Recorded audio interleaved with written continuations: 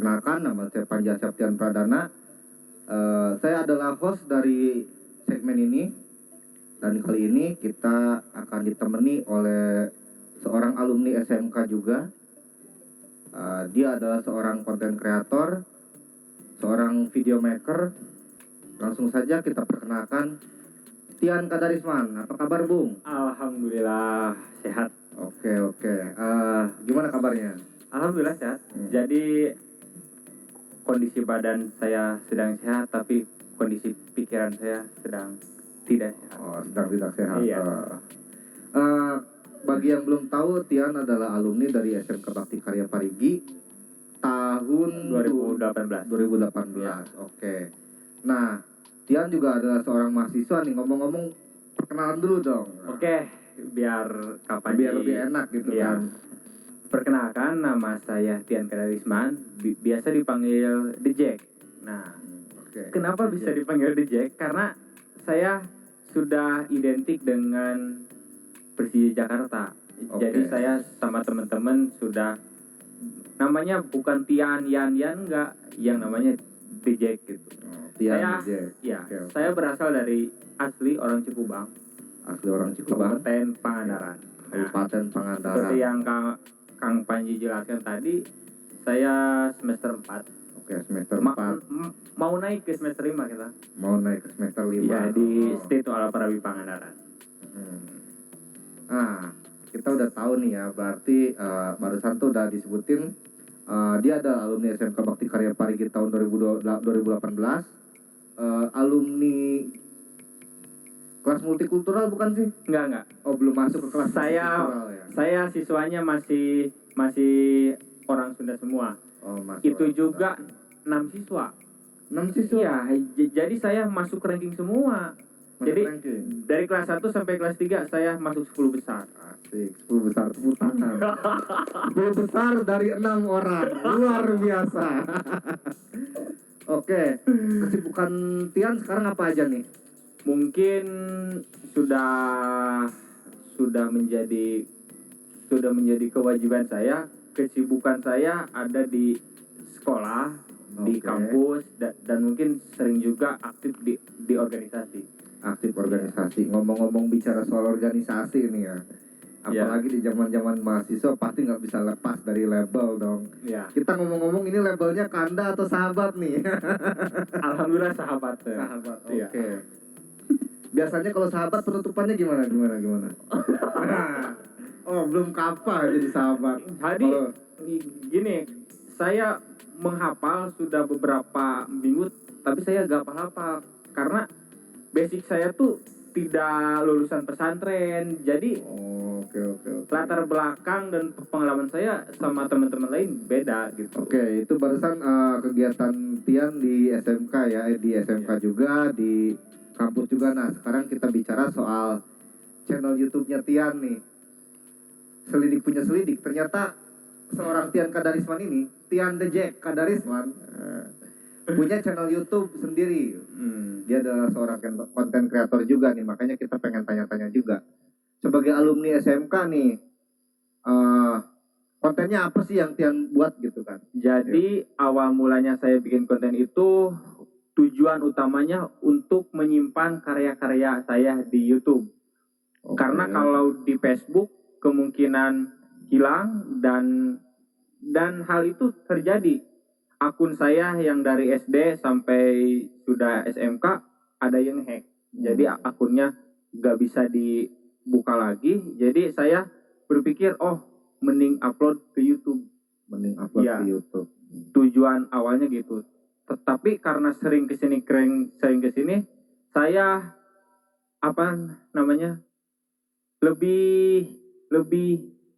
lebih menata Oke. lebih menata channel saya untuk mungkin bisa dilihat oleh orang lain, dan mudah-mudahan video saya dan karya saya bisa manfaat bagi orang lain. Oke, berarti Tian Kadarisman ini menyimpan semua karya-karyanya di channel YouTube Ya. pribadinya. Channelnya apa nih? Tian Kadarisman. Tian Kadarisman. Silahkan cari dan subscribe. Klik tombol subscribe ya. Jadi buat Tian, YouTube itu nggak sekedar ajang eksistensi, tapi Ya. juga ajang mendokumentasi portofolio ya. Itu yang penting sebenarnya. Ketika kita misalnya tamat SMK, khususnya di SMK ya, ketika kita apalagi fokus-fokusnya di SMK yang emang jurusannya ke konten kreator kayak multimedia gitu kan. Kita wajib sebenarnya punya portofolio. Nah, tadi Tian juga udah cerita kan, kalau misalnya nyimpen di Facebook ada kemungkinan hilang tertelan oleh zaman atau misalnya ada yang nge-hack gitu. Sirik namanya. Kalau misalnya di YouTube, insya Allah banyak orang yang akan lihat gitu kan. Dan YouTube menjadi sebuah wadah portofolio buat mereka yang emang ingin nyimpen karyanya di sono gitu kan. Saya pikir ya kalau menurut saya pribadi sebenarnya asal mulanya YouTube itu sih. Sebelum rame-rame soal konten kreator dan ya Tapi kalau di zaman sekarang sih iya untuk menyimpan karya. Oke. Tapi di zaman sekarang kebanyakan untuk menyimpan sampah. Asik. Iya, Asik serem. karena suka ada video-video yang tidak berfaedah dan itu sangat merusak anak-anak bangsa jika ditonton sama anak-anak gitu. Oke, contohnya? Ya seperti prank-prank yang seks, yang pokoknya konten pornografi Oke. kayak gitu, terus ngeprank soal berantem sama anak-anak ini kan anak-anak, oh iya kakak saya juga suka berantem, tadi ikut-ikutan secara tidak langsung dia akan mengikuti apa yang dia lihat.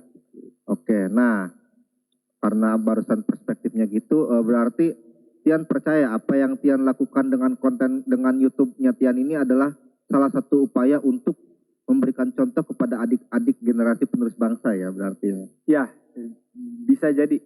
Bisa jadi. Iya. Kok bisa jadi sih? Enggak, karena di sana juga saya ada video vlog. Vlog itu tentang cara pengambilan gambar Oke. saat shoot ke suatu wisata. Dan di sana saya agak sedikit berbagi ilmu gimana caranya mengambil foto yang kayak gitu. Oke, berarti selain tips juga ada banyak juga yang bisa dilihat di sono ya di channel YouTube-nya Tian ya. Oke. Ngomong-ngomong nih, Tian punya cita-cita apa ya? Pasti. Saya cita-citanya pengen punya usaha sendiri. Pengen punya usaha sendiri, Ya. oke. Yaitu di bidang fotografi, videografi, dan desain grafis. Jadi saya ingin punya studio sendiri, ingin punya alat-alat sendiri, pokoknya semuanya punya sendiri. Dan untuk saat ini saya cuman punya flash doang, cuman satu.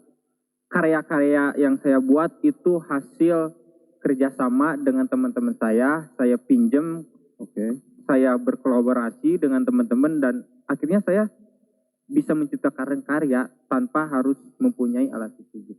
Oke, nah barusan udah kejawab semua, sedikit pengenalan soal Tian Kadarisman, dia siapa, dia alumni dari mana, dia sekarang di mana, dia fokusnya apa, dan apa cita-citanya dia. Nah, untuk saat ini kita break dulu, nanti kita lanjut ke sesi berikutnya. Yo kawan-kawan, selamat datang kembali di sesi bincang bersama alumni. Tadi perkenalan udah. Sekarang kita masuk ke masa lalu SMK. Asik.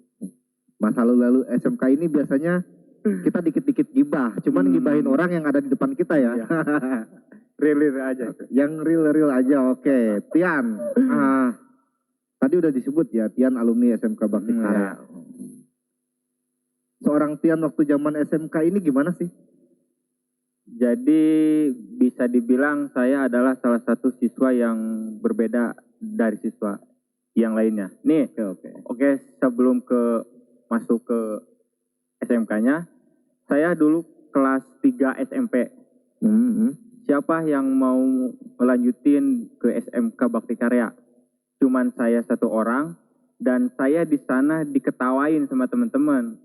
Entah tahu kenapa setelah saya acungkan tangan dan saya mau di sekolah SMK Bakti Karya, mereka tersenyum seperti ya itu Meledek seperti ya, ya gitu. Nah, bisa nah. gitu. Lupa kalau saya Semangat. Sunda. Nah, di sana saya merasa sakit hati. Kalau saya pergi, saya tidak akan bisa membalas senyum mereka. Oke. Saya lebih baik masuk ke SMK Bakti Karya, dan salah satu saya gak beda jauh dengan di SMP, masih melawan pada guru. Kalau kelas 1 di SMK datang jam 9, pulang jam 11. Oke. Jadi satu minggu paling ada 3 kali datang ke sekolah saya. Waktu SMK ya. Iya, waktu kelas 1 itu. Waktu kelas 1. Oke. Bicara masa lalu SMK nih. Hal paling memalukan, hal paling yang paling negatif yang pernah kamu lakukan waktu zaman SMK ini apa sih? Sangat banyak sih. Anjir. Tapi ya, pertama di asrama ya. Oke. Di asrama, jujur saya waktu siswa suka ngerokok. Oke. Dan apa namanya? Dan siswa-siswa lain juga ada yang suka ngerokok. Dia ngambil rokok saya tanpa izin, otomatis saya kasih pelajaran sama dia. Dan setelah saya kasih pelajaran, di sana awal mula konflik asrama. Dari mulai perbedaan, dari mulai agama, dari mulai suara, apalagi suara Flores tuh. Ketika jam 10, jam 11 saya mau tidur, anak Flores suka bercerita sama teman-temannya. Suaranya sangat kencang, otomatis saya marah dan konflik lagi di sana. Oke. Meskipun tadi di awal Tian cerita bahwa Tian bukan kelas multikultural, tapi Tian juga menjadi bagian dari alumni pertama kelas multikultural. Dari sana sebenarnya kita bisa lihat konflik selalu terjadi ketika kita nggak pernah saling memahami atau sekedar pengen tahu. Ini orang kenapa sih ngomongnya kenceng banget gitu, ngeganggu gua banget deh. Ini orang kenapa sih main ambil-ambil aja nggak ngomong-ngomong gitu kan. Nah, itu sedikit gambaran ya bahwa masa lalu itu membentuk kita saat ini. Dan terus terang itu terjadi di mana-mana. Nah, ngomong-ngomong soal tadi kan kita udah gibah-gibahin yang jelek-jeleknya, yang bagus-bagusnya nih sekarang nih. Sebelum ngomong itu, gimana sih kembali ke yang tadi bentar ya? Aku agak sedikit penasaran sebenarnya. Ketika konflik itu terjadi nih ya, gimana sih cara Tian menghadapi permasalahan-permasalahan seperti perbedaan ras, perbedaan karakter gitu? Jadi yang paling intinya kita harus, tapi ini mah cara yang saya lakukan untuk lebih memahami perbedaan antara mereka. Saya melakukan konflik, otomatis saya tahu karakter dia gimana, sifat dia gimana, dan bahasa dan gaya bicaranya dia gimana beberapa bulan. Dan rata-rata orang yang konflik sama saya tuh setelah 3 bulan, 4 bulan menjadi sahabat dekat saya gitu. Jadi setelah konflik malah dia menjadi teman terdekat saya gitu. Oke. Jadi dari pengalaman Tian, yang menurut Tian lakukan pada saat itu adalah tidak terus-menerus menghajar konflik, tapi belajar untuk melihat dari perspektif baru, memahami ya. Ini konflik kalau misalnya kita lanjutin pasti nggak bakal ada habis gitu. Mendingan kita pikirin sekalian gitu ya. Ini orang kenapa sih kayak gini? Oh ternyata karakternya kayak gitu. Oh ternyata orang itu kayak gitu. Gitu ya. Oke. Nah, tadi nih kita udah ngobrolin yang jelek-jelek nih. Sekarang kita ngobrolin yang bagus-bagus, biar balance ya. Oke. Iya. Bicara soal di masa lalu SMK, nah pencapaian atau prestasi sama aja ya bahasanya. Menurut Tian pribadi, apa sih pencapaian yang Tian dapat saat Tian sekolah di SMK? Saya menjadi ketua OSIS di SMK Bakti Karya. Ketua OSIS, Nah, jadi perjuangan untuk mendapatkan ketua OSIS itu kita agak sedikit mundur dulu ya sebelum saya menjadi ketua OSIS.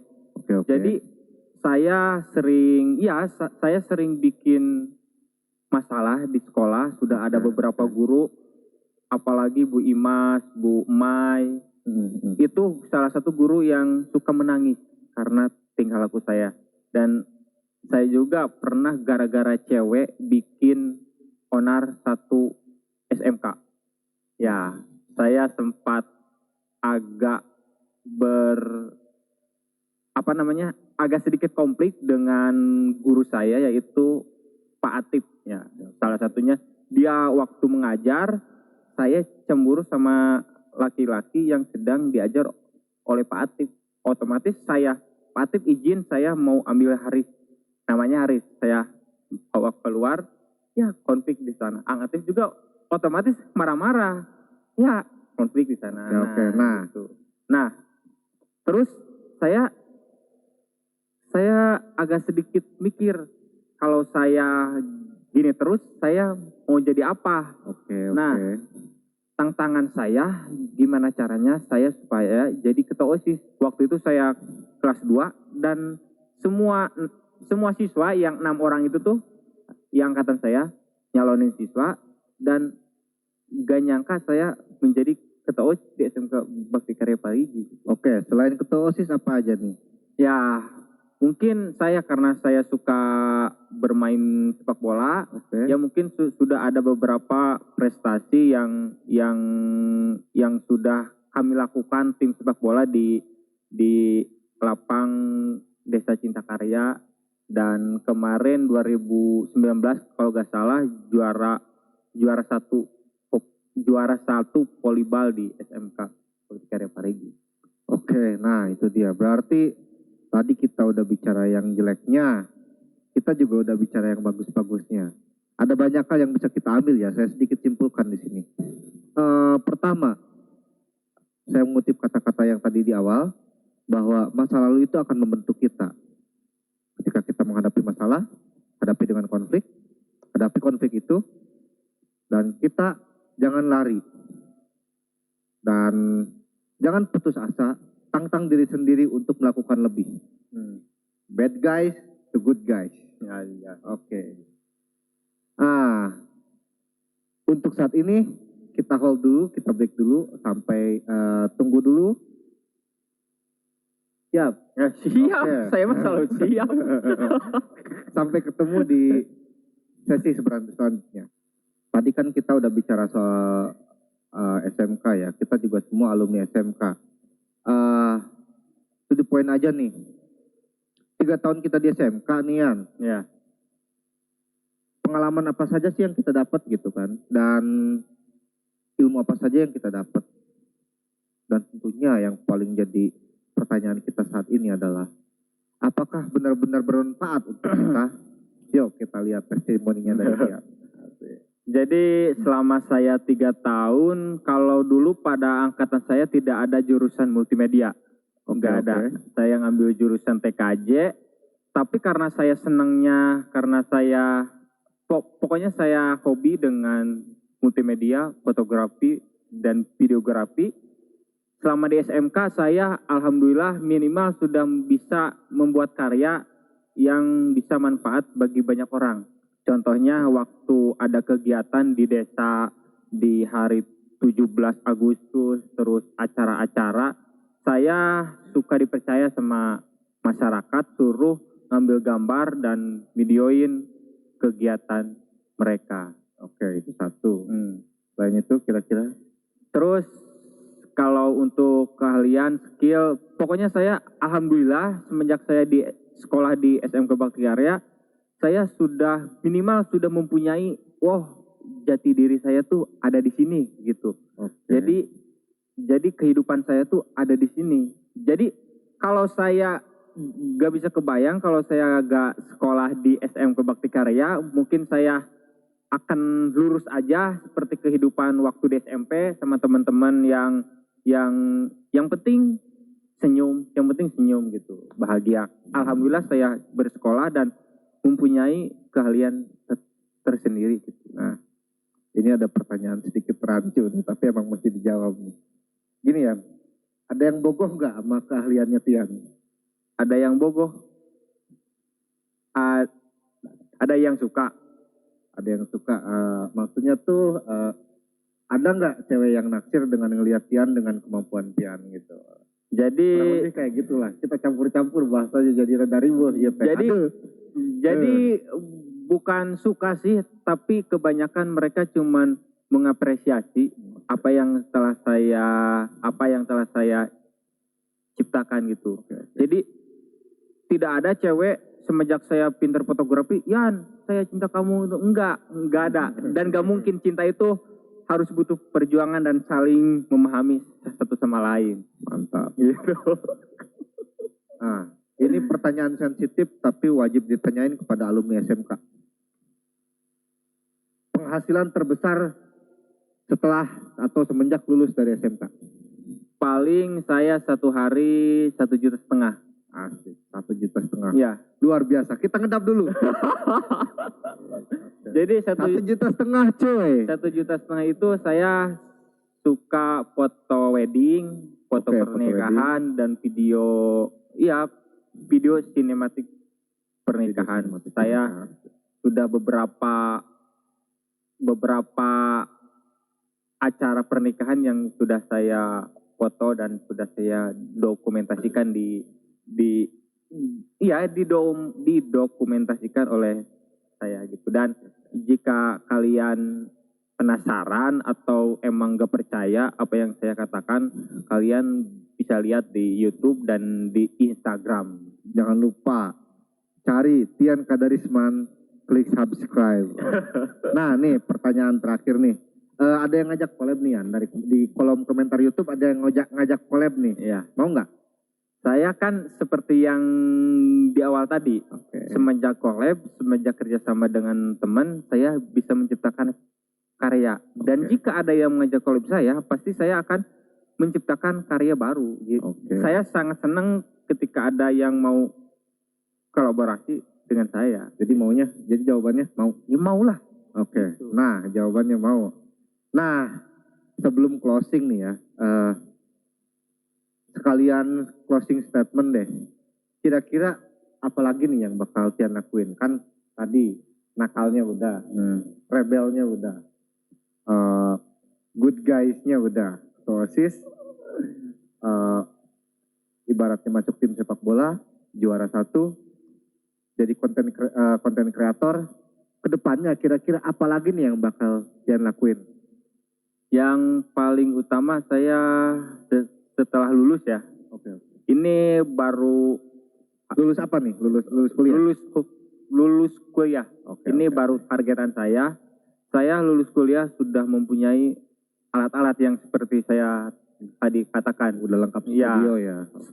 Studio dan saya pengen mendokumentasikan kegiatan-kegiatan masyarakat. Jadi kebanyakan masyarakat tidak paham tentang media dan orang-orang, para pejabat, pokoknya para pejabat Indonesia tidak kemungkinan besar ya, tidak bisa melihat turun ke bawah kondisi masyarakat di mana. Nah, di sana saya hadir untuk mengangkat kondisi masyarakat supaya dilihat oleh orang-orang yang sedang mencari informasi tentang masyarakat juga gitu. Oke, nah jadi kedepannya Tian berharap setelah lulus punya studio sendiri, terus juga jadi seorang pendokumentasi, karena kadang-kadang yang di atas juga nggak pernah lihat apa yang terjadi di bawah gitu kan. Nah, promosiin dong Yan, kira-kira kalau mau prewed nih atau mau foto-foto biar Instagramnya kece, promoin. Jadi alumni SMK nih. Ya, jadi akun Instagram saya ada 2. Yang satu Tian Kadarisman itu untuk hasil-hasil karya yang sudah saya buat. Dan si Tian Kadarisman adalah akun di mana saya proses pembuatan karya itu. Jadi proses pembuatannya di akun Tian Kadarisman dan hasil karyanya di Instagram Tian Kadarismannya. Oke. Untuk video fullnya bisa lihat di YouTube di channel Tian Kadarisman juga. Oke. Nah, berarti udah ya tadi ya. Kalau misalnya ada yang butuh pewet, ada yang butuh foto-foto, atau yang butuh lainnya gitu, bisa cek di Instagram Tian Kadarisman dan Tian Kadarisman serta channel YouTube-nya di Tian Kadarisman. Iya. Nah, ada yang nanya nih, suka dukanya pewet. Jadi saya sangat sedih ketika ada orang yang mau kualitasnya bagus tapi harganya murah. Dan orang itu yang tidak paham tentang multimedia, yang hanya paham tentang saya gimana caranya saya harus bagus, hasilnya harus bagus, tanpa tahu ya alatnya harganya berapa, terus kalau ada kerusakan gimana, ngedit videonya gimana, ngedit fotonya gimana gitu. Jadi tapi saya tidak pernah menolak ketika ada klien yang marah-marah, yang pengen edit ini ya saya sabarin aja dulu, sabar, karena ini adalah jalan saya gitu. Itu aja. Jadi aduh seperti Ngerinya. seperti tidak dihargai perjuangan saya. Oke. Sakitnya. Nah, itu tadi barusan bincang-bincang bareng alumni kali ini bersama Tian Kadarisman, dan ini juga merupakan pengalaman pertama saya jadi seorang host di sebuah channel YouTube. Jadi hampura pisan kalau misalnya acak adut. Ini juga bukan momen yang sebenarnya momen yang formal banget gitu ya. Tapi ada banyak hal yang bisa kita ambil sebagai pelajaran ya. Yang terutama adalah belajar dari kesalahan kita, push diri kita, challenge diri kita untuk menjadi lebih baik, dan jangan lupa untuk terus berkarya. SMK hebat, SMK bisa, mantap. See you next.